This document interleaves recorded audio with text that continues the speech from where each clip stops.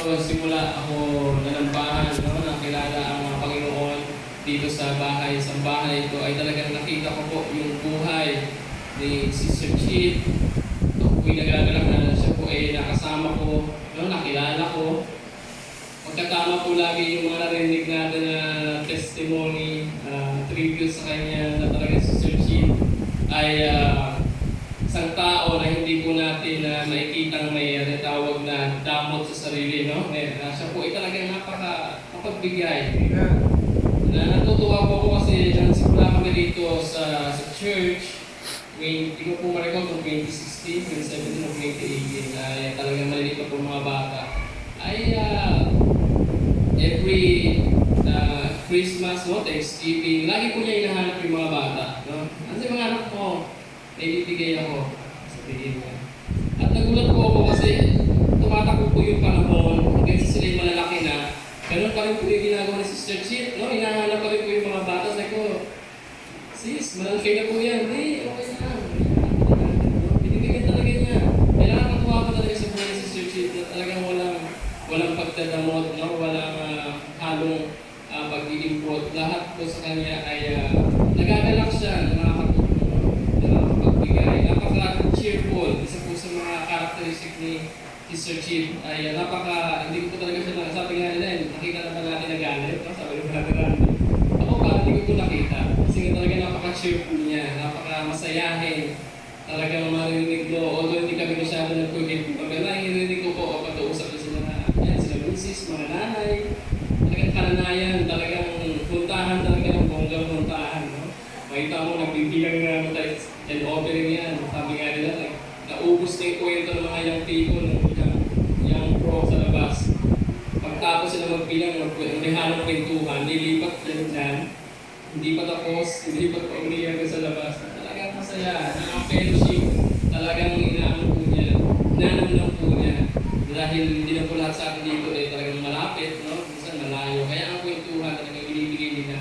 At ang sharing ng bawat isa, lalo sa mga nanay, sila ay nagbibigay talaga ng mga kanilang experience, no? Nagpapalakasan talaga sila. At doon ako nakikita talaga yung halakhak at tawa nila kapag sila nagkakasama. Nakita natin sa video, parang nag-celebrate sa Mother's Day po kayo.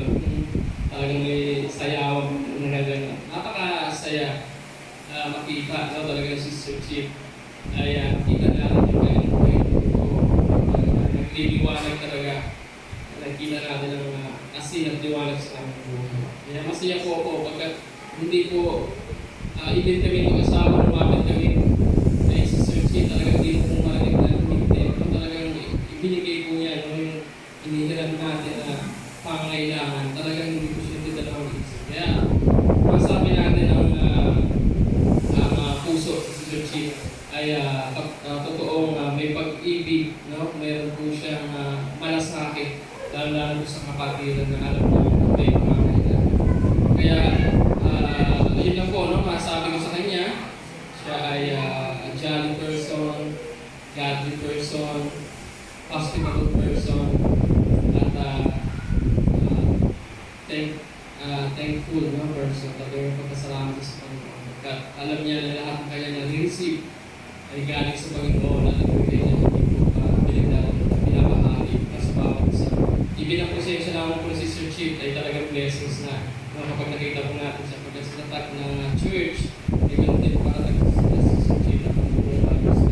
Napaka-saya po na makilala ang Lucia family pagkat ang kanilang buhay, ang kanilang tahanan, ay napaka-open po talaga, no? sa bawat sa laging nandiyan ang invitation na kapag may celebration ay hindi sila nagiging mag-invite, no? Talagang open yung bahay na masaya pagkat lalo mga young people, beneficiaries, no? Mga young people, nalaro ng billiard, video okay, tahan, no? Puntahan, kwentuhan, walang pupay.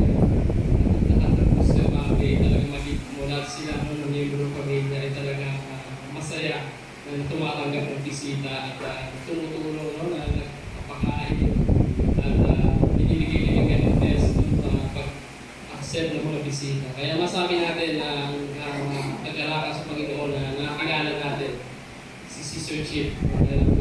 Kaya salamat po sa Sister Chip. salamat sa Panginoon na totoo talaga na mayroong pagbabago, na mayroong nakikita sa isang Kristiyano kapag talagang totoong pumila sa Panginoon. Amen? So, yun po ang aking experience with Sir Chief. Ay, meron pa po bang nais magbigay ng testimony? Today,